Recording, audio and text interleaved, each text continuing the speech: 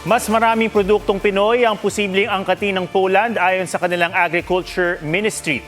May alok namang trabaho ang Poland sa mga Pinoy. Kung saang mga sektor yan, alamin sa report ni JP Soriano. Sa puso ng Central Europe, matatagpuan ang bansang Poland na tinaguriang The Land of Fields. Sa ngayon, Poland ang ikatlong pinakamalaking supplier ng chicken meat sa Pilipinas, lalo na ng mechanically deboned meat. Isa rin sa ipinagmamalaki ng Poland ang kanilang mansanas na dumaraan sa matinding quality control.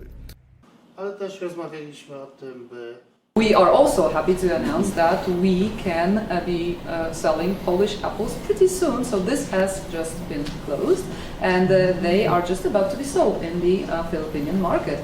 But we also have discussed other possibilities, such as consumer-grade grains, especially wheat, but also onions and blueberries. Maging ang mga agricultural product ng Pilipinas at iba pang produktong Pinoy, malapit na ring i-export sa Poland dahil sa inaasahang pagsasapinal ng Philippines-EU Free Trade Agreement. w październiku i to będzie też More Filipino products, that is mangoes and avocados. That means that Poland will buy more of mangoes and avocados from the Philippines.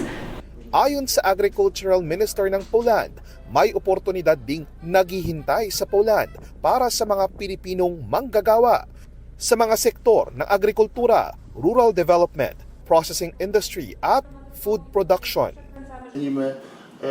They are well disciplined, they are fast, quick learners, and they also have good command of the English language, which is very appreciated by the Polish employers. Isa rin ang Poland sa mga bansa sa European Union na may highly strategic partnership ang Pilipinas pagdating sa defense at security cooperation. Bagay na tatalakayin sa pagbisita sa Pilipinas sa Oktubre ng presidente ng Poland na si Karol Nawrocki. JP Soriano, GMA News.